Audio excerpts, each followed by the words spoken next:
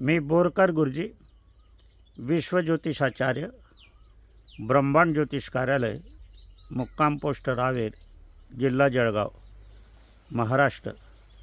Pin code number 425508 आणि माझा mobile number आहे 9850015558।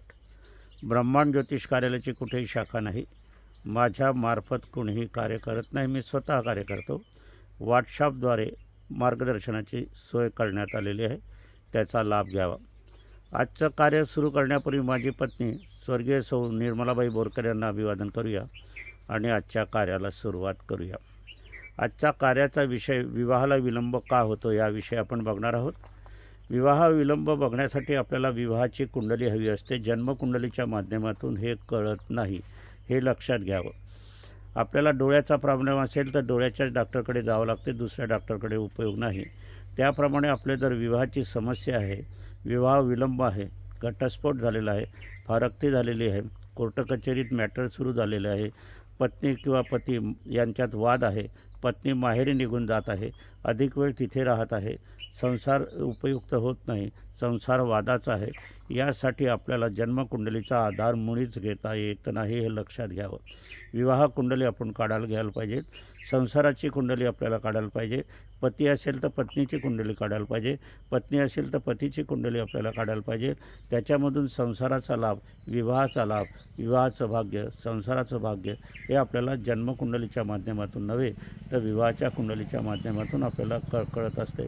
याचप्रमाणे आपल्या नशिबात काय आहे, दैवात काय आहे, याच्यासाठी दैव आणि नशिबाची कुंडली पण वेगळी आपल्याला काढावी लागते, त्याशिवाय आपल्याला कळणार नाही, हे लक्षात घ्या। पुष्कळशे पंडित ज्योतिषी जे चुकतात ते याच ठिकाणी चुकतात आणि मग अचूक निर्णय आपल्याला घेता येत नाही। यासाठी आपल्याला योग्य ते मार्गावरून योग्य ते परीक्षण करूनच आपल्याला या ठिकाणी घेता येते। त्याचप्रमाणे आपण जर बघायला गेले तर विवाहाची कुंडली काढत असताना जाणकार ज्योतिषाचीच आवश्यकता आपल्याला असते, त्याशिवाय आपल्याला काढता येत नाही। तर आपल्याला विवाहाचा दुरावा का निर्माण होतो, तर दुरावा निर्माण होण्यात असतात विवाहाचा स्वामी जो असतो तो दूर गेलेला असला तर दुरावा निर्माण असतो, तो विवाहाचा स्वामी जर जवळ असला तर ते जवळीक असते, विवाहाचा स्वामी जर विवाहाच्या स्थानात असला तर मग दुरावा निर्माण होत नाही, एक संगपणा येतो। पुष्कळशे गुणमिलन करतात आणि गुणमिलनामध्ये काहीही कळत नाही, हे सर्व कुंडली मिलनामध्ये कळत असते। माझी स्वतःची पत्रिका ही जर पाहायला गेले तर आम्ही एक नाडी, एक नक्षत्र आणि एक राशी असताना आमचा विवाह होत नाही, परंतु आमचा विवाह अत्यंत सुखाचा झालेला आहे। सीतेचा विवाह सुखाचा झाला नाही, पार्वतीचा झाला नाही, लक्ष्मीचा झाला नाही, रुक्मिणीचा झाला नाही, यांच्या विवाहाचा जो दुरावा आला होता, रुसून गेलेले होते त्यावेळेला, परंतु माझ्या याच्यामध्ये मात्र विवाह सुखाचा का झाला तर आमची कुंडली, विवाहाची कुंडली, भाग्याची कुंडली, नशिबाची कुंडली, दैवाची कुंडली जवळ येत होत असते। विवाह बघण्यासाठी, दुरावा होण्यासाठी शुक्र भ्रमण हे अत्यंत आवश्यक आहे। शुक्राचं शुद्ध भ्रमण असलं तर आपल्याला विवाह हा अत्यंत लवकर आणि सुरळीतरित्या पार पाडत असतो।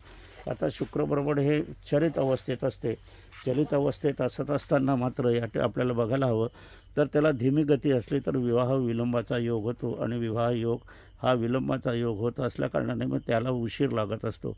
तर विवाहाची गती पाहण्यासाठी आपल्याला शुक्र भ्रमणाची गती ही बघायला हवी।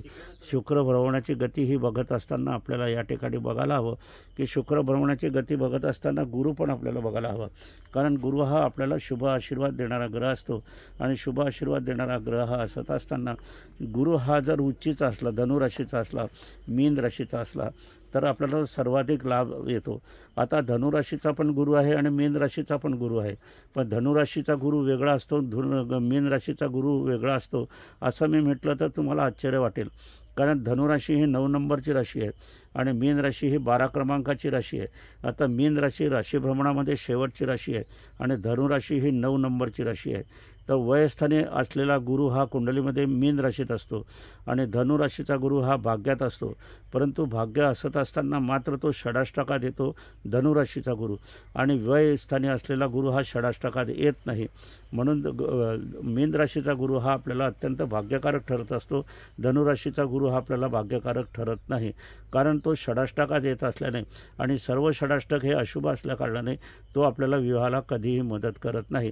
मीन राशीचा गुरु हा कुंडलीमध्ये वयस्थानी असला तरी तो जन्मोदयाच्या जवळ असतो, जन्मोदयाचा जवळ असून तो लाभस्थानाच्या जवळ असतो, म्हणून तो आपल्याला जन्माच्या वेळेपासून तर शेवटच्या अखेरपर्यंत आणि लाभस्थान आपल्याला मिळवून देणारा असेल तर तो मीनेचाच गुरु असतो, धनुचा गुरु मुळीच नसतो, हे लक्षात घ्यावं.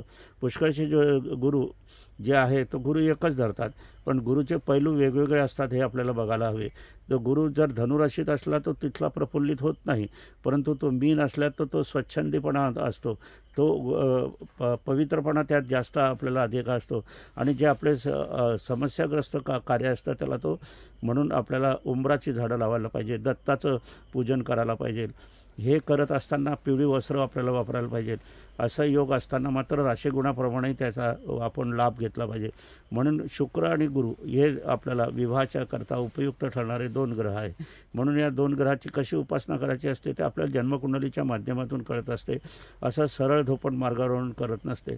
तरी पण उंबराचं वृक्षाचं लागवड केली, उंबराच्या वृक्षाचं आपण पूजन केलं, ज्याला औदुंबर वृक्ष म्हणतात. औदुंबर वृक्षाचं जे फळ असते ते किंवा त्या पानावर बारीक बारीक फळं येतं त्याचं पूजन केलं तरी विवाह हा लवकर होतो आणि योग्य रीतीनं होत असतो. असं असताना आपल्याला या ठिकाणी बघायला हवं तर पहिलं स्थान आपलं बोटाचं असतं ते गुरुचं असते. पहिलं स्थान गुरुचं असत असताना त्यामध्ये पितळाची अंगठी आपण घालायला पाहिजे. परंतु पितळाची अंगठी घालत असताना मात्र या ठिकाणी आपल्याला पाहिजे त्या वृषभ राशी असली, तुला राशी असली किंवा मिथुन राशी असली, कन्या राशी असताना यांना ही राशी चालत नाही, म्हणून जी कुंडली पाहणं अत्यंत आवश्यक असते. त्याचप्रमाणे 7.5चा भोगही आपण बघायला हवं. आता मीन राशीमध्ये शनी आहे. मीन राशीमध्ये शनी हा असतच असताना तो कुंभ राशीला 7.5 निघती 7.5 आहे. मीन राशीला 5 वर्ष 7.5 राहणारी आहे आणि मेष राशीला तो 7.5 वर्ष राहणार आहे. तर आता कुंभ राशीचं जे शेवटचं पर्व येणार आहे 6 महिन्याचं ते मात्र कठीण अवस्थेत जाणार आहे. मीन राशीला सूचना देणारं 7.5 हे आहे. अजून 2.5 वर्ष यांना काहीही धोका नाही, प्रगतीपद पावले पडण्याचे योग या आपल्याला शनीच्या माध्यमातून दिसणार आहे. कारण शनी तुम्हाला लोभही देतो, शनी तुम्हाला त्रासही देतो, पण पहिले 2.5 वर्ष भाग्य मिळवून देणारा शनी असतो. यामध्ये मोठ्या वस्तूची खरेदी, मोठे उत्पादन, आर्थिक उत्पादन आणि ज्यांचे संसार होत नाही, त्यांचे संसार दुरावलेले आहेत किंवा कोर्ट कचेरीचे मॅटर चाललेले आहे त्यांनासुद्धा तो लाभदायक ठरतो आणि मतं काही करून देतो, अविवाहितांचे विवाह करून देतो. आणि एवढंच काय, पण ज्यांना संतती नाही, 5-6 वर्ष झाले विवाह होऊन संतती नाही, त्यांना हा मीन राशीची गुरु संतती पण मिळून देत असतो. परंतु हा डिलेव्हरीचा कारक ग्रह आहे. शुक्र हा संतती उत्पादन कारक ग्रह आहे, म्हणून शुक्र पण आपल्याला बघायला आलो. त्यासोबत असंच असताना 5 वर्ष हा मीन राशीमध्ये 7.5 असणार आहे, 2.5 वर्ष भाग्याची, त्याच्यानंतर 2 वर्ष पण भाग्याची, शेवटची वर्ष थोडीशी तणावाची जाण्याची शक्यता मात्र आहे. त्यानंतर मीन राशीचा स्वामी गुरु असतो आणि गुरु शनी मित्र असतात, हे पण लक्षात घ्यायला हवं. मेष राशीमध्ये जेव्हा 7.5 आहेच त्यावेळेला मेन राशीचा स्वामी हा कुंडलीमध्ये मंगळ असतो, शनी मंगळाचा ध्रुव असतो, म्हणजे स्फोटकता असतो. याच्यामध्ये मेष राशीने अत्यंत सावधानपूर्वक कार्य करावं असं या आपल्याला दिसते. असं असताना आपल्याला जे विवाहाच्या योगातून आपण बघणार आहोत तर विवाहाच्या योगातून लवकर विवाह होण्यासाठी आपल्याला आपल्या कुंडलीच्या माध्यमातून कोणती उपासना आहे, कोणती आराधना आहे हे अत्यंत बघणं जरुरीचं आहे.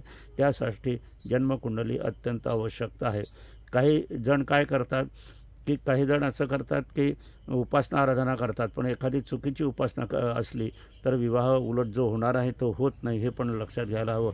याच्यासाठी जाणकार ज्योतिषाचीच आवश्यकता असते, एवढं मात्र नक्की. असो, माझी पत्नी स्वर्गीय सौ निर्मलाबाई बोरकर यांना अभिवादन करूया आणि आजच्या कार्याचं समापन करूया.